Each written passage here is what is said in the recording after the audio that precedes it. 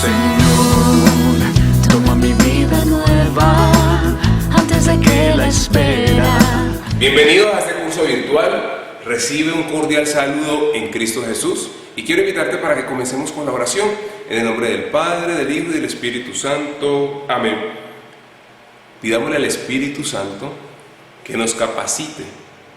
Pídele ahí al Espíritu Santo que te capacite para disfrutar de la vida del Espíritu, tanto a nivel personal como a nivel comunitario. Gloria al Padre, al Hijo y al Espíritu Santo, como era en el principio, y siempre, por los siglos de los siglos. Amén. En el nombre del Padre, del Hijo y del Espíritu Santo. Amén. Entonces, mira, la clase pasada estábamos mirando esa vida en el Espíritu y decíamos que el Espíritu nos hace orar, nos enseña a orar y nos hace libres. Esa es la realidad en el Espíritu desde un ámbito muy personal. Hoy el tema que vamos a ver es ya la vida en el Espíritu desde un ámbito más comunitario. Es ver la iglesia. Por eso vamos a ver rápidamente dos temas. Vamos a ver la génesis de la iglesia, el origen de la iglesia, y después vamos a ver un poco cómo está inmersa la iglesia en nuestro credo. Y eso será sencillo. En la primera parte, en la génesis de la iglesia, tomaremos tres posturas teológicas que algunos autores han dado su visión, y después de esas tres posturas miraremos pues un poco cómo interpretar cuando decimos creo en el Espíritu Santo y en la Santa Iglesia. Será todo lo que vamos a ver. Hoy el tema no será tanto bíblico como lo hemos ido trabajando en otras ocasiones. A lo mejor me voy a detener un poco en las diapositivas, leeré un poco como para poder profundizar un poco más el tema. Entonces vamos a arrancar. En la primera diapositiva se nos dice que la vida del Espíritu la podemos ver desde un punto muy eclesial, pero también sabemos que la hemos manejado de una parte personal, como lo veíamos en el tema pasado. Pero hoy nos vamos a tener en la parte eclesial, en la parte comunitaria, en la iglesia.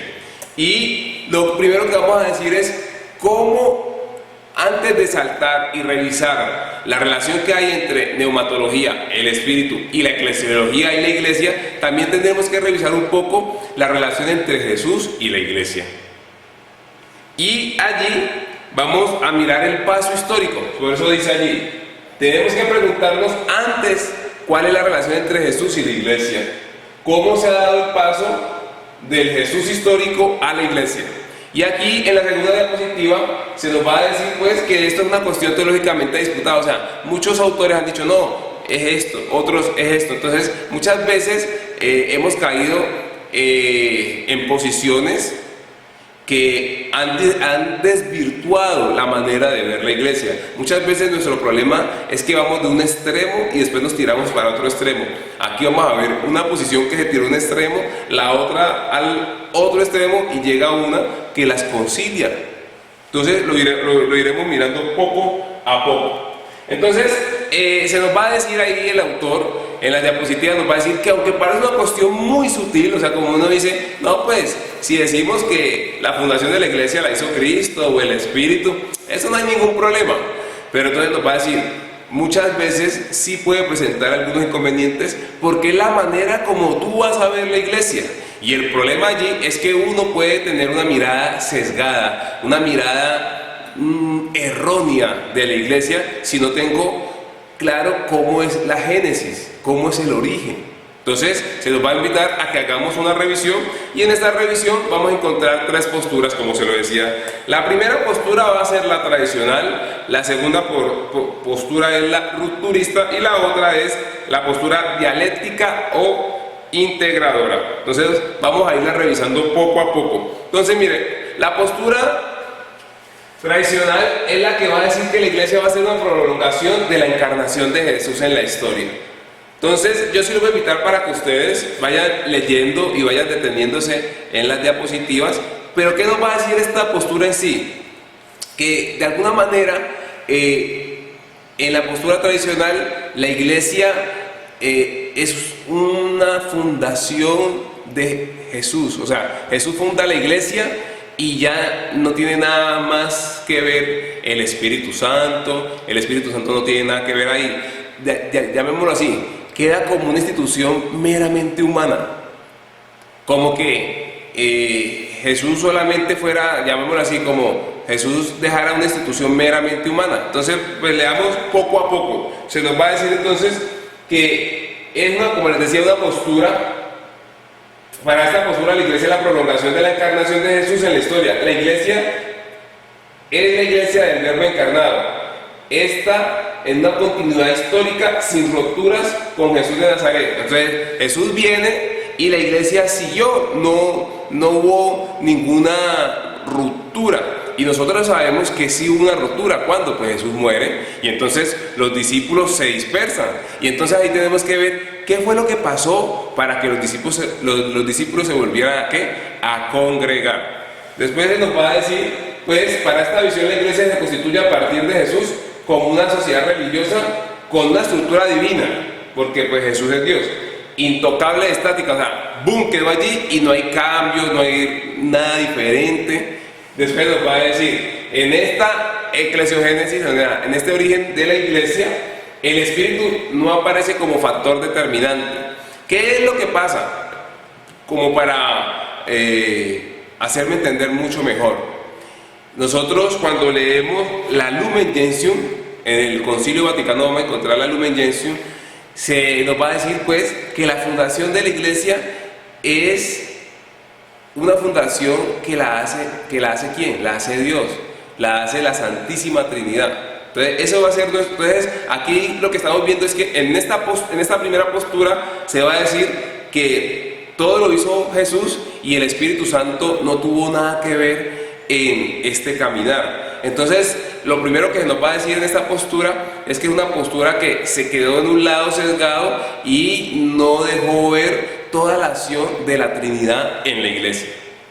Y después vamos a pasar a la última diapositiva para decir que a pesar que esta postura puede llegar y ser sesgada, tiene un punto que es importante y es un punto que no lo podemos omitir, aunque la postura quede, llamémoslo así, un poco limitada, que no abarque todo. Y vamos a ver cuál es ese punto. Nos va a decir, sin embargo, esta postura tradicional, hay un elemento muy válido que habrá que tener muy en cuenta. La iglesia no se puede comprender si se desvincula y se desconecta del Jesús histórico. Entonces, se nos dice, claro, hay que tener en cuenta a Jesús en la fundación de la iglesia. Pero ya vamos a ver desde dónde hay que mirarlo, cuando miremos la postura integradora. En la postura rupturista es la que ya nos va a decir, claro, hay un espacio donde hay una ruptura, pero como decir, pasa al otro extremo. Lo de Jesús no interesa, solamente va a interesar lo del Espíritu. Entonces ahí nos va a decir, esa postura desvincula la iglesia del Jesús histórico. Hay una total discontinuidad entre Jesús y la iglesia. Entonces, si ven, estábamos en un extremo donde solamente era Jesús histórico, ahora pasamos al otro extremo donde no, Jesús histórico no, ¡boom! Vamos para el otro. ¿Cuál es el otro extremo? La postura racionalista y liberal que desemboca ¿qué? En un fideísmo, solamente el Espíritu, solamente lo divino, solamente Dios. Y va en contra de la tradición constante de la iglesia, que ha visto siempre una estrecha conexión entre ¿quién? Entre Jesús y la iglesia. Cristo y la iglesia no se pueden separar, pero tampoco confundir. Y ya después nos va a decir que sin embargo, aunque aquí también hay un pequeño error, también hay un elemento que no podemos olvidar porque es importante, que lo aporta esta visión, que también aquí se esconde una inclusión de fondo que hay que recoger. La iglesia no es comprensible sin ¿qué? Sin el misterio pascual de la muerte y resurrección de Jesús y la fusión del Espíritu Santo. Recuerden el tema que habíamos visto, las dos manos del Padre, la mano del Hijo y la mano del Espíritu, la neumatología y la cristología. Entonces aquí ya va a aparecer la postura integradora o dialéctica, que es que va a integrar estas dos posturas para profundizar más. Entonces ya va a decir aquí, esta postura integradora va a decir, afirma que entre Jesús de Nazaret y la iglesia hay una continuidad, pero también hay una ruptura. Esta postura, defendida por teólogos católicos, mantiene una relación procesual entre Jesús y la iglesia. Entonces es muy interesante, muchachos, porque hay una ruptura. Miren que hay algo muy hermoso que tenemos nosotros en nuestra fe. Es que cuando Jesús vino al mundo, Jesús marcó el mundo. Por eso, si ustedes ven cuando uno ve las películas, cuando uno está estudiando alguna materia, ciencias sociales, ¿qué se dice? No, aquí estamos estudiando esta era. Esta era es que la era antes de Cristo y después de Cristo. Entonces vemos cómo hay una ruptura cuando entra Jesús, marca, cambia antes de Jesucristo y después de Jesucristo. Nosotros como hombres de Cristo también tenemos que marcar que cuando lleguemos a un lugar, antes de yo y después de yo, antes de este cristiano y después de este cristiano, porque tenemos que imitar a nuestro amado Jesús. Pero volviendo a nuestro tema, vemos que hay una continuidad, pero también una ruptura. ¿Y cuál es esa ruptura? Pues muchachos, esa ruptura es que Jesús anuncia el reino, pero ¿qué? Pero muere. Ahí hay una ruptura, ¿por qué? Porque los discípulos están ¿qué? Tristes, abatidos. Lucas 24, dos discípulos de Maús van caminando. ¿Y qué dicen ellos? No, yo pensé que Él iba a cambiar esto. Y iban sin esperanza. Pero después de esa ruptura, vemos que aparece. También recordemos a Juan, el Evangelio de Juan, cuando Jesús nos dice, les conviene que yo me vaya, para así enviarles ¿quién? El Espíritu Santo. Entonces vamos a leer, dice, por una parte la iglesia está ligada al grupo histórico que Jesús constituyó como discípulos, pero al mismo tiempo sufre una ruptura, como les decía, señalada por la muerte de Jesús, la dispersión de los discípulos. Pero también tenemos la resurrección de Jesús, la nueva convocación de los discípulos en la Pascua y el don del Espíritu. Entonces ya aquí se nos va a empezar a hablar lo que dice integradora. No solamente por allá un lado ni otro lado, sino que los integramos los dos.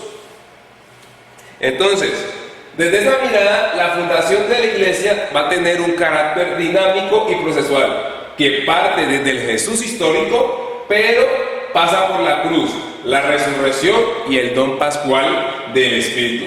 De este modo queda patente que la iglesia posee dos principios estructuradores, el cristológico y el neumatológico. Entonces a lo mejor ahí ya no solamente hablaríamos como de fundación, sino como llamémoslo así de estructuración. Y ahorita les voy a leer algo, ya vamos para allá, para que si usted tiene la oportunidad busque su concilio y vamos a ir a la Lumen Gentium número 2. Entonces, por eso Yves Congar, un gran teólogo que ha podido profundizar mucho en este tema del Espíritu Santo, afirma que el Espíritu no adviene posteriormente a una estructura eclesial ya previamente establecida para animarlo, sino que Él es cofundador con Cristo de la iglesia. Es como decir, ellos dos son fundadores. Por eso vamos a decir que la iglesia es una obra trinitaria, una obra del Padre, del Hijo y del Espíritu Santo. Se trata pues de una verdadera eclesiogénesis. Por todo ello parece más correcto hablar de Jesús como fundamento de la iglesia que como fundador de la iglesia, que puede ser interpretado en un sentido demasiado jurídico y estático, sin tener en cuenta que el Espíritu es también cofundador de la iglesia. Por eso les decía que muchas veces es mejor hablar como de estructuración, porque muchas veces nuestro problema en la teología como tal va a ser el lenguaje. Iba a decir allí, el mismo Vaticano II procura evitar la palabra fundación referida a Cristo y afirma simplemente que Jesús dio comienzo a la iglesia predicando el reino de Dios. Entonces muchas veces cuando alguien le pregunta, ¿quién fundó la iglesia? Entonces para no entrar en discusiones ni estar en posturas, dígale, la iglesia es una obra de la Santísima Trinidad, de Dios Padre, Dios Hijo y Dios Espíritu Santo. Y vamos a leerlo en la Lumen Gentium número 2.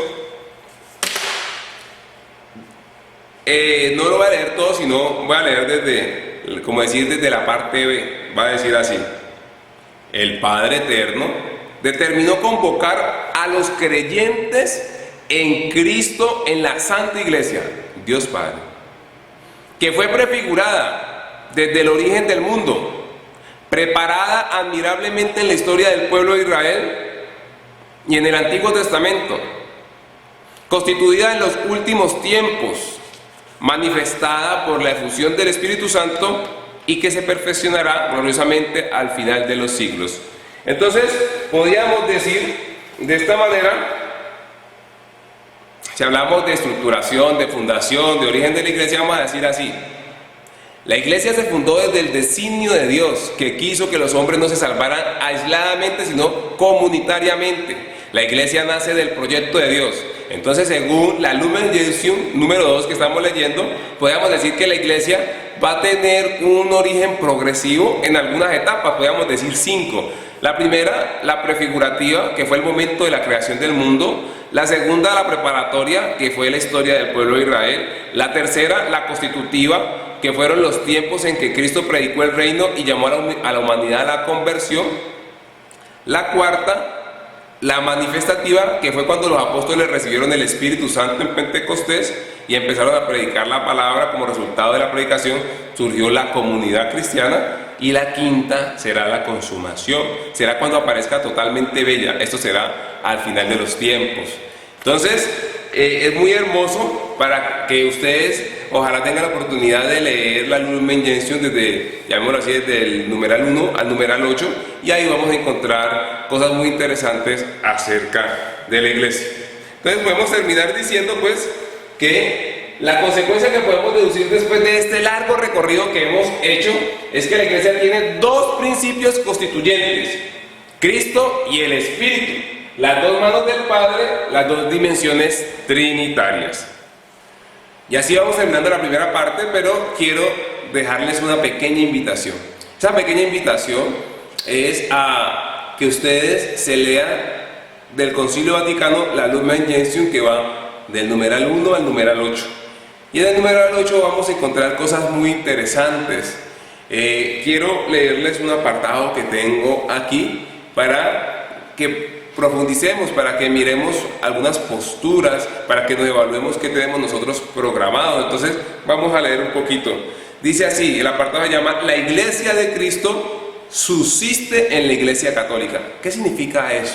Dice así: antes de la celebración del Concilio Vaticano II, los teólogos católicos no dudaban en afirmar que la Iglesia de Cristo se identificaba con la Iglesia Católica Romana, con lo cual negaban el carácter eclesial a otras comunidades eclesiales cristianas.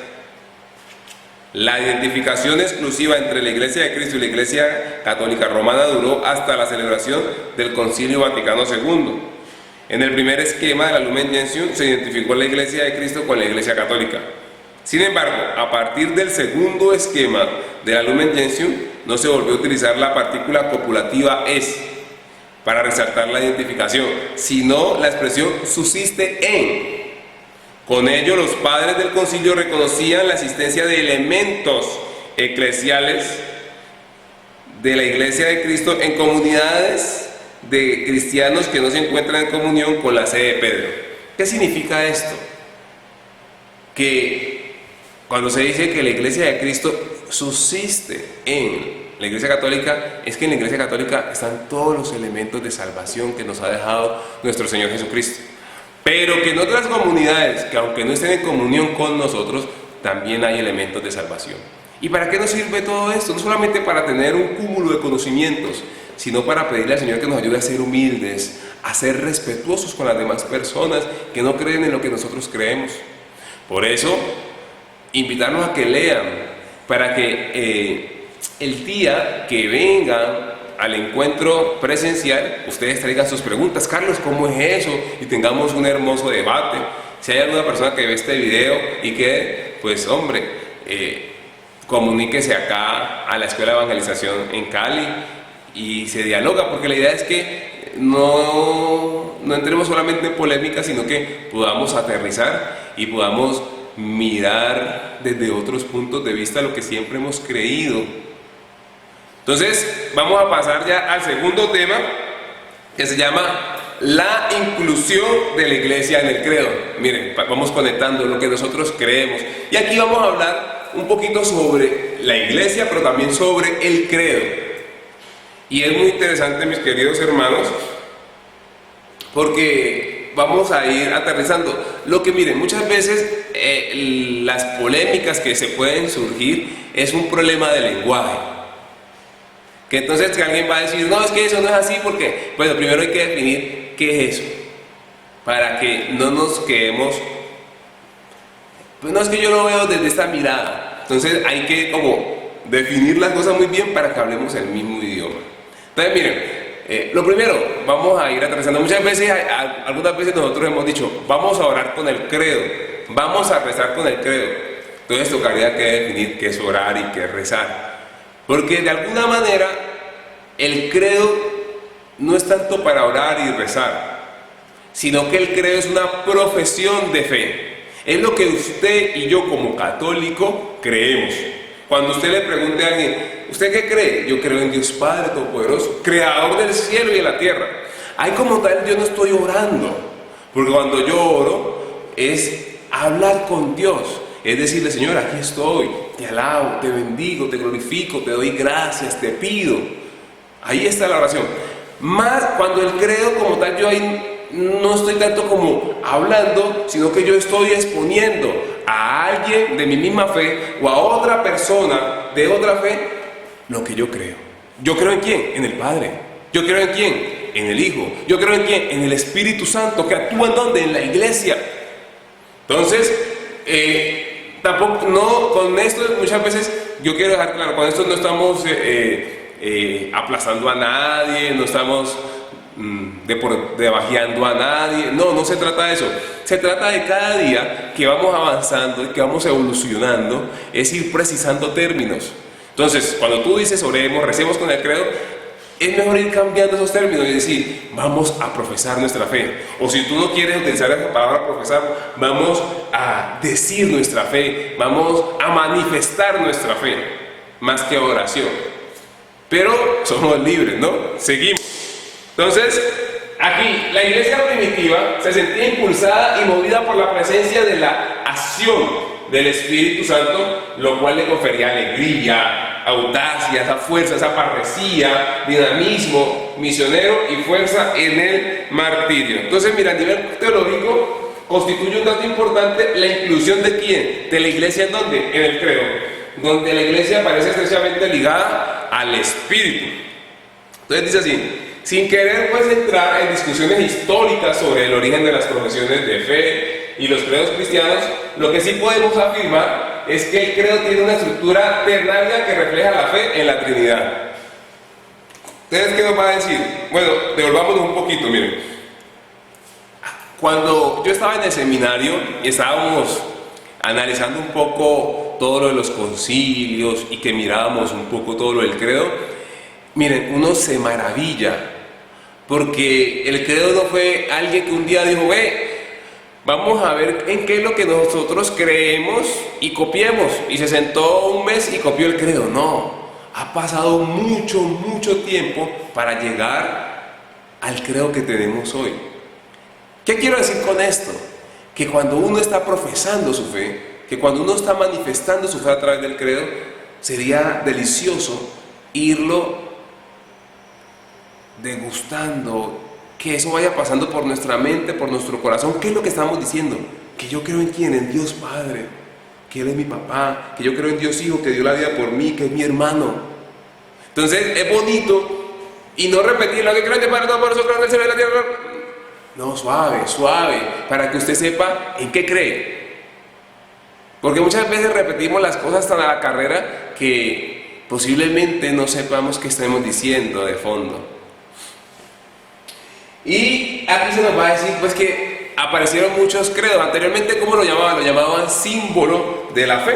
Y entonces ahí buscando en internet se decía que ese símbolo decía que era como juntar, como reconstruir, y en sí lo que iba a decir que era un resumen fiel de la fe de los apóstoles, era la señal de reconocimiento. Entonces por eso ya decía el símbolo de los apóstoles, y aparecieron muchos símbolos, a medida que se fue caminando aparecieron muchos símbolos, y nosotros nos hemos quedado hasta hoy con dos, con el de los apóstoles y el niceno-constantinopolitano. Con esos dos nos hemos quedado. Entonces vamos a ir revisando poco a poco. Vio Juanpa, se me va a apagar el computador, ya sigo.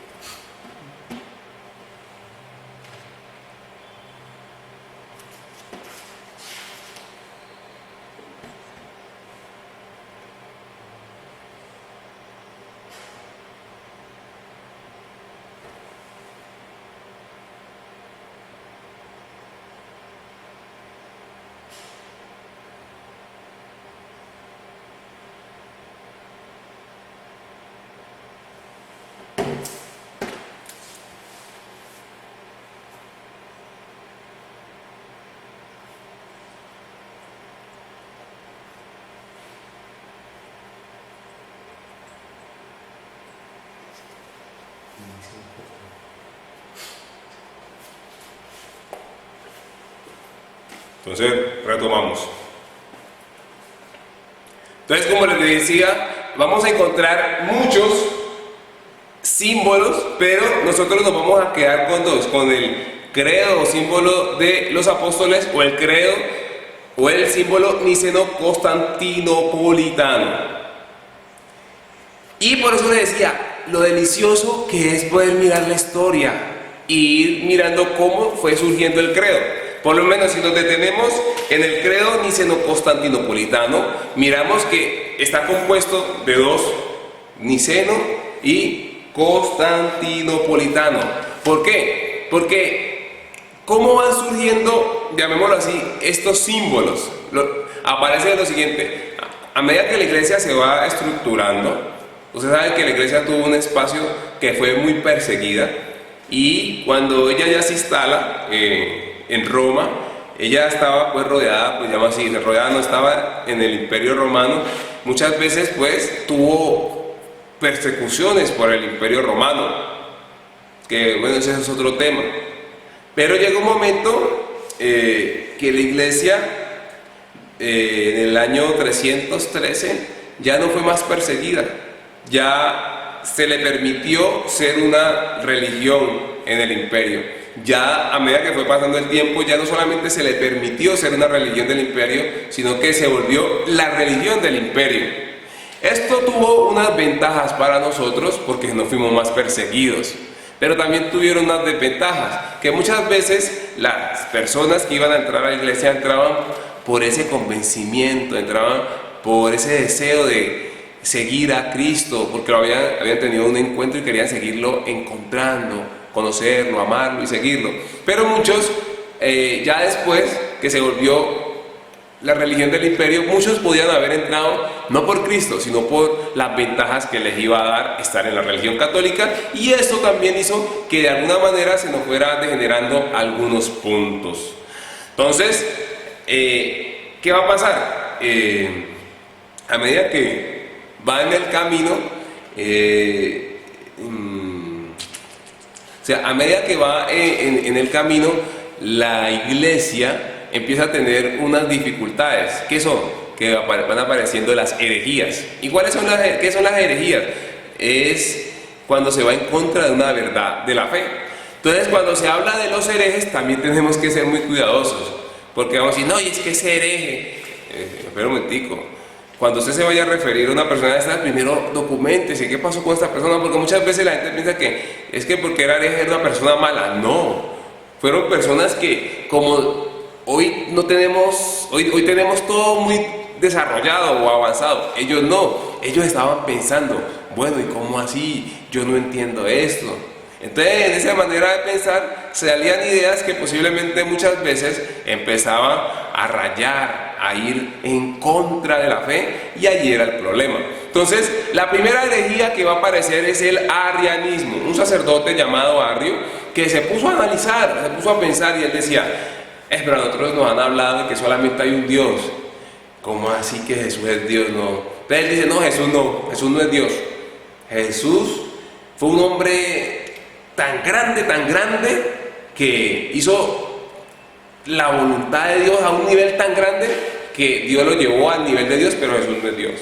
Entonces, claro, entra todo ese, llamémoslo así, todo ese caminar o ese espacio de explicarle a este sacerdote, pero ya ahí entra el problema, ya él se empecinó, no, que sí, no se dejó iluminar y se cerró. Y aparece la primera herejía. Entonces, ¿qué va a ser el emperador de ese momento? Vamos a llamar a un concilio para que nos aclare esto. Entonces, claro, el primer concilio, el concilio de Nicea en el año 325.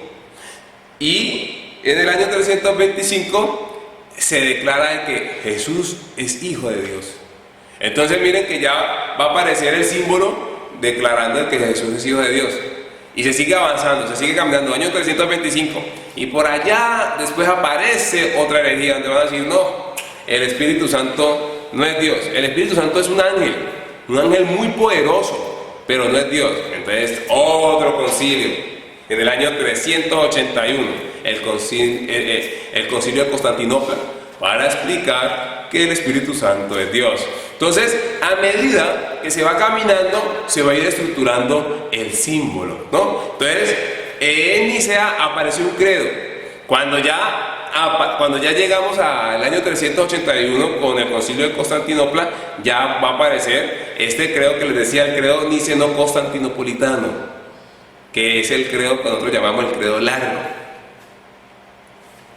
Todo eso que les digo, ustedes los pueden buscar en internet, la historia de los concilios, para que ustedes vayan descubriendo y vayan profundizando. Y todo esto es para ver lo hermoso, mis queridos hermanos, que ha sido este caminar.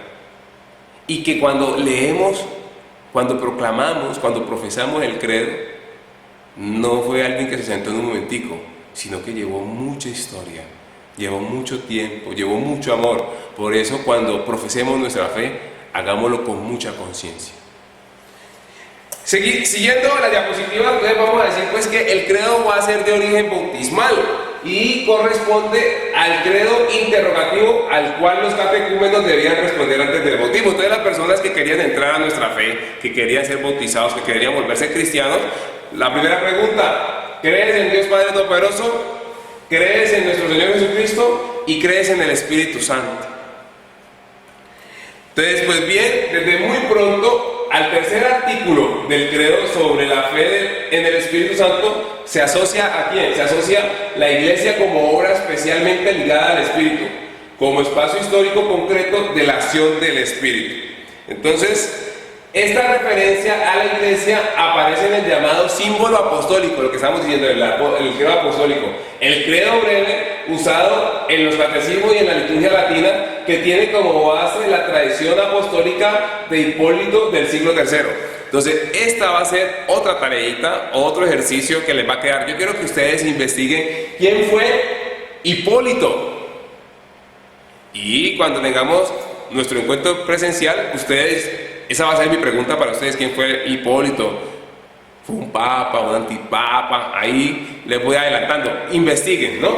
Y ya después dice, y luego también el símbolo o el credo griego del que les estaba hablando ahora, el Nicea Constantinopla, o credo niceno-constantinopolitano, del año 381, como lo mirábamos ahora, que tiene como base el símbolo de Jerusalén, que ya se recitaba en la liturgia bautismal de Constantinopla. En todo ello hay que destacar varios elementos importantes. El primero es que la iglesia primitiva es consciente de que su vida es fruto del Espíritu, lo que estábamos hablando al principio, la vida en el Espíritu de una manera comunitaria, y depende de la acción vivificante y santificadora de este. La iglesia se siente como un Pentecostés renovado y continuo a través del tiempo. Entonces, aplicando todo esto que hemos dicho, es que usted y yo podamos vivir en ese Pentecostés, ver esa acción del Espíritu Santo siempre en nuestra vida, ver la vida en el Espíritu de manera personal, pero también de manera comunitaria, de saber que tú y yo somos iglesia y que tú como cuerpo de Cristo, como iglesia, tienes una función en la iglesia y que si tú no la haces, ¿quién la va a hacer? Esta presencia activa y vivificante del Espíritu en la iglesia como comunidad se concreta en una referencia a sus dos sacramentos centrales: la Eucaristía, comunión de los santos y las cosas santas, y el bautismo, mirándolo, la remisión de los pecados, pero también recuerde lo que veíamos en un tema que no solamente hay que verlo desde la remisión de los pecados, sino el nacimiento nuevo, la filiación divina y la inhabitación espiritual, y culmina en una consumación escatológica de la resurrección de la carne y la vida eterna. O sea, mirarlo, que ya después viene la escatología, lo que miramos una vez, el escatón, ver que el tratado de las últimas cosas, y que todo se refiere a Jesús. Por eso yo se los decía la vez pasada que el cura de Ars iba a decir que él quería ir al cielo, no porque allá hubiera confort, sino porque allá estaba ¿quién? Jesús. Y después decía que él no quería ir al infierno, no porque hubiera llamas o gusanos, no, sino porque ahí no estaba Jesús. Entonces todo la escatología se va a referir a Jesús, y las últimas cosas va a ser el cielo, el infierno y el purgatorio. Por eso va a aparecer un gran teólogo que va a decir que el cielo es Jesús cuanto ganado, el infierno es Jesús cuanto perdido, y el purgatorio es Jesús cuanto me purifica. Por eso, cuando tú vas a misa, la Eucaristía, ¿quién se hace presente a través del Espíritu Santo en el pan y en el vino? Ese pan y ese vino se convierten en el cuerpo y la sangre de Cristo, Jesús. Cuando comulgas, ¿a quién estás ganando? A Jesús. Por eso el cielo baja a la tierra. Cuando estás en la Eucaristía es el cielo en la tierra. Y así vamos participando de la vida divina, y así empezamos a degustar la salvación hasta que lleguemos al fin de los tiempos, donde la vamos a gustar a plenitud. Pero hay que notar que, en segundo lugar,